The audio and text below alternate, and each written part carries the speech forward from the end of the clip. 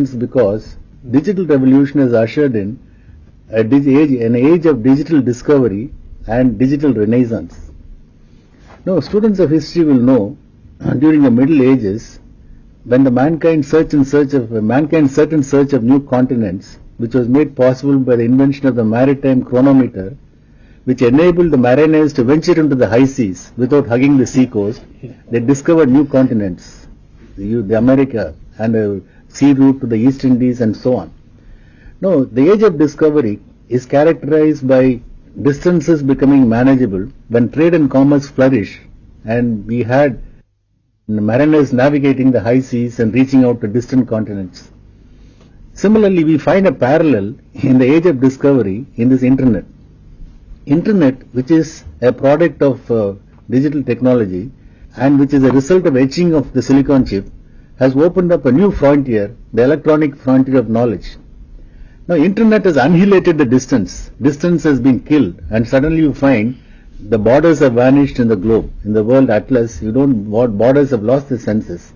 So now you find there a curious parallel between the age of discovery and the digital discovery which we are facing right now. Secondly, this digital technology and the digital revolution has also brought in what may be called as a digital renaissance.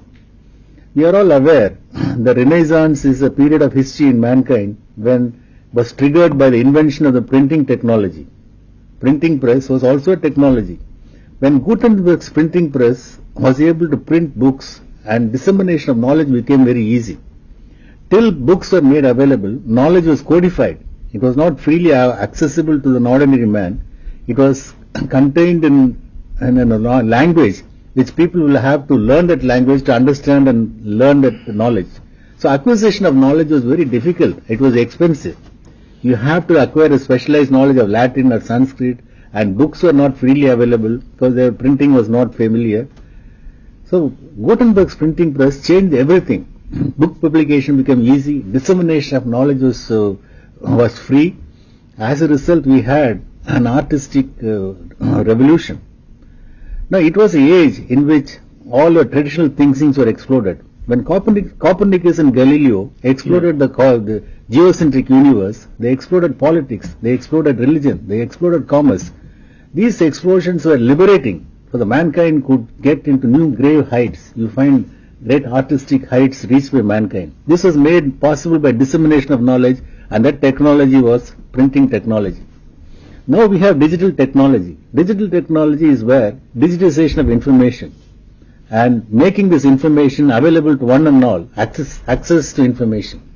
When access to information becomes easy and free, knowledge explodes. Now we have the concept of a universal library, a digital library with universal access, like the libraries of Alexandria, where you have so many books which were burnt by the great fire in during the Egypt.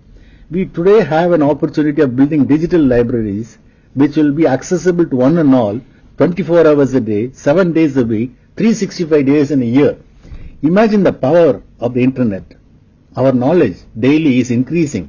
It is also becoming obsolete because overnight something has happened. Your knowledge has gone out of existence. That is why they say Google is God, because Google knows everything. You check, you Google and see what has happened. Now, I am trying to suggest how this digital revolution and digital technology has suddenly opened up new frontiers for progress of mankind. Now, as I told you, law always faces problems when there are new technologies come. And what is the new challenges posed by this cyberspace? Now, cyberspace is posing new problems because of its nature. Now, how the problems posed by cyberspace are different, and how lawyers find it difficult to handle them.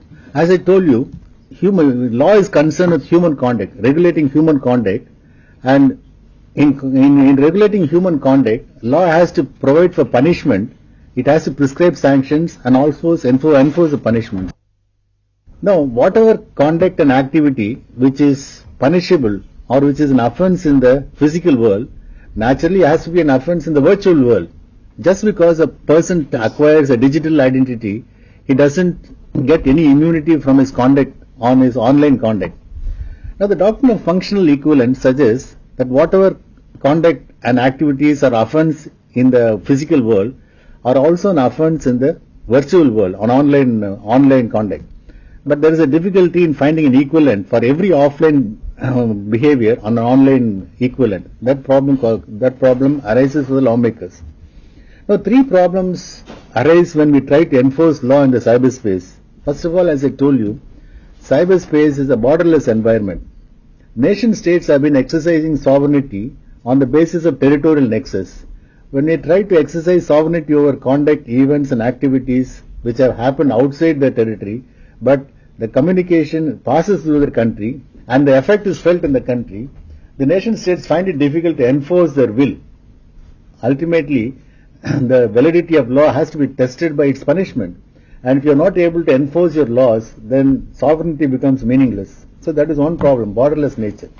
Secondly, Internet is a product of US technology because it grew out of the US Defense Department initiative. Yes. As a result, what has happened, and the issues relating to regulation of Internet are highly flavored by the US legal and constitutional doctrines. Because it grew up in the United States, the legal values are the US values. Maybe that is right, maybe that is not good, but we do not know. And it happened because when the US tried to regulate the Internet for the first time in 1996 by bringing in a legislation, Communication Decency Act, it was struck down as being offending the First Freedom Amendment, thus laying the foundation for what is known as anonymity in cyberspace. Now, anonymity is something which is very bad because people, when they are given the opportunity of conducting their behavior without revealing their identity, hypocrisy comes to surface. You always find people who have afforded this anonymity, they will do things which they will not do if their physical presence is revealed. So anonymity is one of the greatest evils which had to be tackled by law, and we have difficulty there because anonymity is a value in cyberspace. Anonymous remailers are available, and the cyberspace is so structured, open architecture, I can do anything without revealing my personality. So this is another problem. Then thirdly, the nature of information itself causes a lot of problem. The physical world, we are talking about possession and ownership. When we talk of possession and ownership, we are talking about control over a physical thing. Information is intangible. That is a raw material of knowledge economy. And when we try to apply the same legal doctrines of ownership and possession to information, we have some very absurd results. Absurd results because information is not contained in the containers. As Barlow says, information has been liberated from the containers. It is freely floating in cyberspace. To clothe this information with the same property rights which we understand and theft and possession, it simply doesn't work. We have to rethink and see how to apply new jurisprudential concepts to property in cyberspace. Since we are talking about property, we talk about theft. Indian Penal Code deals with theft. So theft of information causes a lot of problem. And how are you justified in clothing information with the attributes of property? Information is res nullius. It is a common heritage of mankind. And if you give this property rights to information, you are blocking access to information to many other people. It is just like monopolizing the air, the sunlight, which belongs to everybody. Knowledge should be in public domain. More of it later.